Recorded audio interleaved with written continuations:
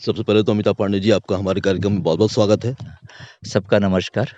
और बहुत ही समय पूरे भोपाल में प्रतीक्षा हो रही है उस कार्यक्रम की जो कि 24 और 25 फरवरी को इंदिरा गांधी राष्ट्रीय मानव संग्रहालय के इस वेन्यू पर होने वाला है और जीआईएस मीट। तो हमारे श्रोताओं को बताएं कि इंदिरा गांधी राष्ट्रीय मानव संग्रहालय इस मीट की किस प्रकार से तैयारी कर रहा है, कौन-कौन सी नई सुविधाएं विकसित हो रही हैं जो हमारे बहुत सारे उद्योगपति आ रहे हैं, बहुत सारे निवेशक आ रहे हैं, उन्हें किस प्रकार का अनुभव कराने जा रहा है इंदिरा गांधी राष्ट्रीय मानव संग्रहालय? ग्लोबल इन्वेस्टर समिट जो है मध्य प्रदेश के लिए और भोपाल के लिए बड़ा गौरव ही का विषय है। क्योंकि भोपाल के विषय में विकास में और मध्य प्रदेश के विकास में जो औद्योगिकी का लाभ शहर को मिलेगा और प्रदेश को मिलेगा, वो एक अनूठा अवसर है। तो मानव संग्रहालय उसमें भागीदार होने का गौरवान्वित महसूस करता है।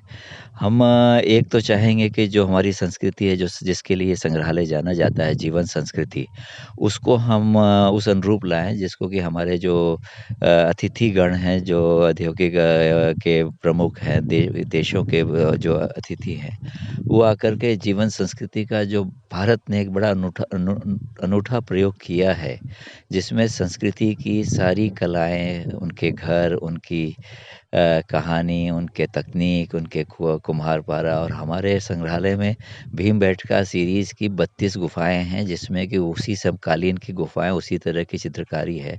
तो ये हम सारे जो हमारे अतिथि आएँगे, उनको भ्रमण कराने के लिए हम इसको पूरा तैयार कर रहे हैं।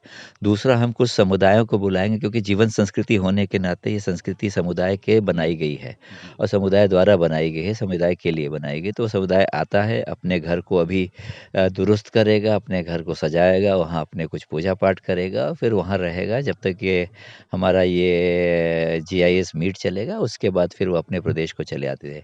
ये उद्देश्य ये था कि वो समय-समय पे हमारे पास अक्सर आते रहते हैं। तो जैसे अभी तमिलनाडु का एक समूह आया है, जिस तीसरी पीढ़ी हमारे यहाँ आ रही है। अच्छा। रबारी की तीसरी पीढ़ी आ रही, तो एक निरंतरता है कि मेरी नानी आई थी, मेरी दादी आई थी, मेरे दादा आए थे।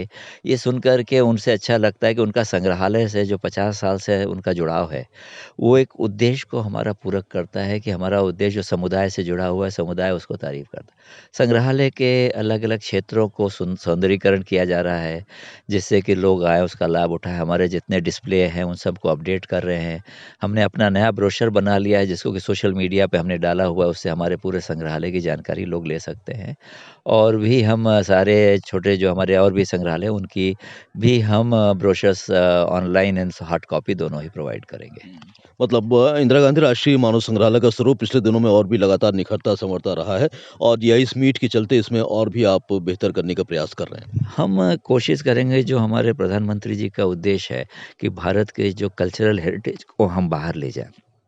मानव संग्रहालय उसमें सबसे अग्रिम संस्थान बनता है, क्योंकि जीवन संस्कृति की जो हमारी हेरिटेज है, वो हम भारत के विदेश दिखाएँ। हमारे यहाँ नागा चीफ का, चाकसांग नागा का वो मूल उसका घर है, जिसको कि नागा के समुदाय द्वारा बनाया गया था।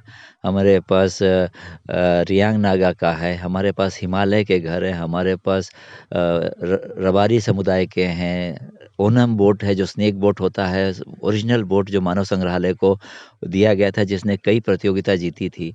हमारे यहाँ उद्देश्य ये रहता है कि वही चीज़ हमारे संस्कृति में एग्ज़िबिट बनता है, जो कि समुदाय यूज़ करता है, ना कि हम उसका कंस्ट्रक्शन करके लेते हैं। हुँ। तो अभी इंदिरा गांधी राष्ट्रीय मानव संग्रहालय में मैं देख रहा हूँ कि आपने कुछ ऑक्सीजन पार्क भी विकसित किया है, कुछ नए ऑक्सीजन प्लांट भी लगाए हैं। तो इसका आप किस प्रकार से इसे और भी विस्तार देने की प्रयास कर रहे हैं? अभी अभी अभी ये है कि हमारे इकोलॉजी को हम रीप्लान करेंगे और अलग क्षेत्रों में जैसे हमारी संस्कृति है, उन इकोलॉजी को इंट्रोड्यूस कर रहे हैं।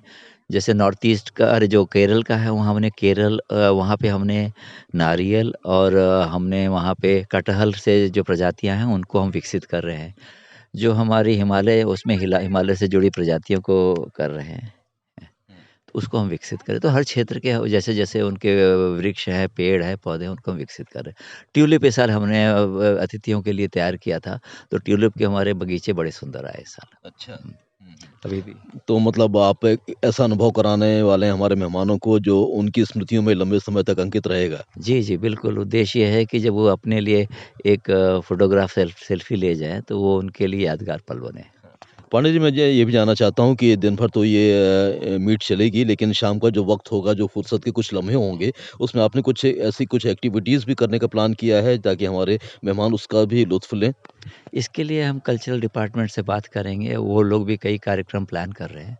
उनमें बीच में चाहिए तो हम भी अपने कार्यक्रमों को उसी रूपरेखा में ढालेंगे, जो कि हमारे विज़िटर उसका आनंद ले सकें। वो क्योंकि जो हमारा संस्कृति विभाग है मध्य प्रदेश का, वो अपने तरफ से कई प्रोग्राम की तैयारी कर रहा है। तो हम भी उनसे जुड़ेंगे, अगर वो भारत मध्य प्रदेश के बाहर के जिन विधाओं को बुलाना चाहेंगे, उसमें संग्रहालय सहयोग करने के लिए तत्पर रहेगा। अमिताभ पांडे जी, हम आशा करते हैं कि आप का जो इंदिरा गांधी राष्ट्रीय मानव संग्रहालय है, वो जीआईएस मीट की मेज़बानी कर रहा है, तो उसमें भी आपको कामयाबी मिले और 2 दिन का जो आपका साहित्य महोत्सव होने वाला है, उसमें भी आपको भरपूर लोगों का प्यार मिले। इस आशा के साथ इस बातचीत को समाप्त करते हैं। बहुत-बहुत आभार आपका। धन्यवाद।